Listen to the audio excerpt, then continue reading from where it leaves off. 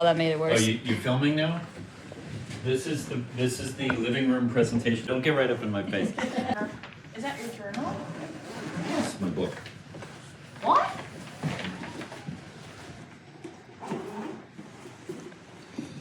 I'm gonna do this less obnoxiously in a minute. There it is. I've forgotten how you do this. I know what I was gonna say. I meant the guy in the water.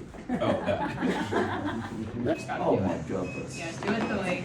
I want the So- massage in Ari style. Ladies and gentlemen, you're here to watch my film Brother vs. Brother, which is a sequel to his poetry book, Father vs. Sons, sort of. This is poetry exchanged by That's loud. U.S. mail. It's also a spa. I also have red light therapy if people want to put that on their Sarah? faces. Maybe later. Maybe later. I'm Comes from a book written between a father and sons, and then a movie with sons and a father. I'm gonna read. I did a poetry reading for her poetry collective, we could say, a few weeks ago. I'll read a very short poem by my father, which is called Diagnosis and Verdict. Even well into my 80s, I know this one. Even well into my 80s, I thought I was a young man.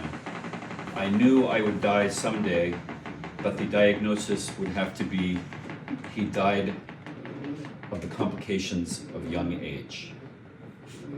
Wow. That's funny. You guys laugh. I was not paying any attention. This is a good poem by my father at age 99. Should I read another one? You guys, Yes. you guys are like Wait, zo- I want zombies? an original composite. Like, I love your dad probably, but you know. One Not of No, this one is by very you. distracting noise. Yeah, do you, No, That's this gonna is- be- This is, mise en scène. Guys. you know. All the whirring has stopped. Okay. Can we Okay, get you want by one of you? my poems? Yeah. Okay, so what? Video. Tell me one. He has to do this. Stop.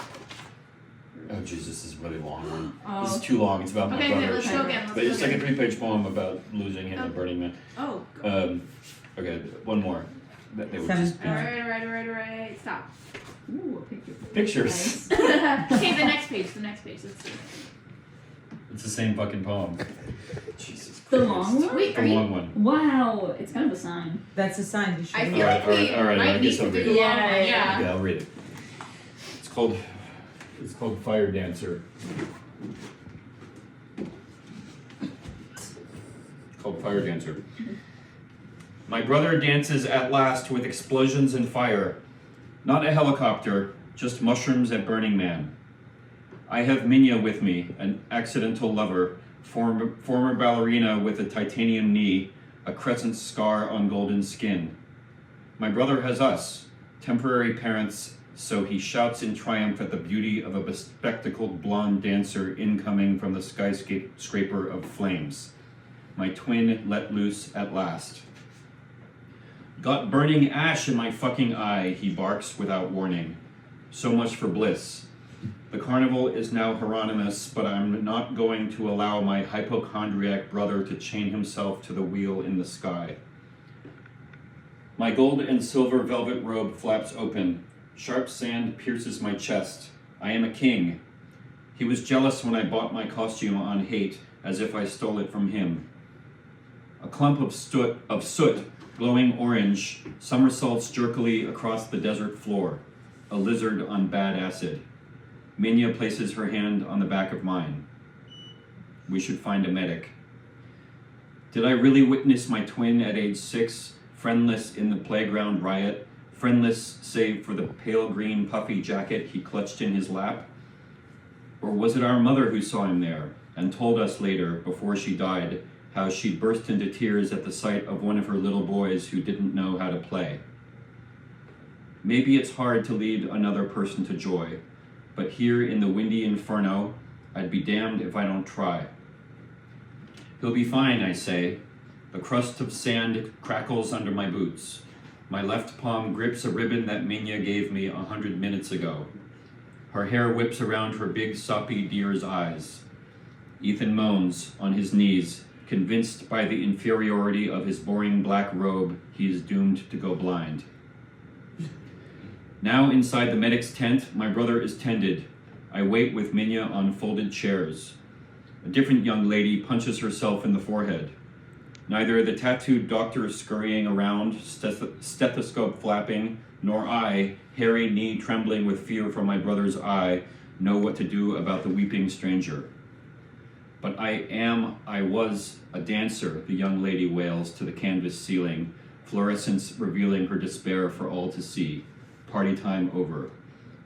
A tiny ballet shoe on the hard dirt beneath her folding chair, a bone pressing out of her ankle skin. Her former joy, her former life clings to her wrist. 3 dozen multicolored beads rise and fall with her tears. Mania crosses the floor, kneels behind the stranger, hand on the girl's shoulder, whispers into her ear. The cacophony of competing sound systems retreats. The plastic and tin folding chair levitates me 18 inches above packed dirt. The girl softens. A single glitter sparkle that once graced a cheek calls to me from the floor, to tear my eyes from my queen's caress of this stranger, because as she whispers to the girl, sweet milk pours over the other patients in their soon-to-be obsolete again Victorian costumes, straight towards me. Look away. She is an accidental lover, a girl from the Midwest I'm not supposed to fall in love with tonight.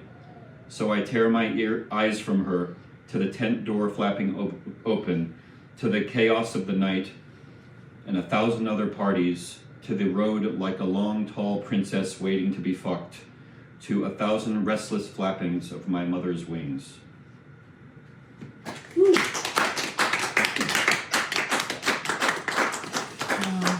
Wow.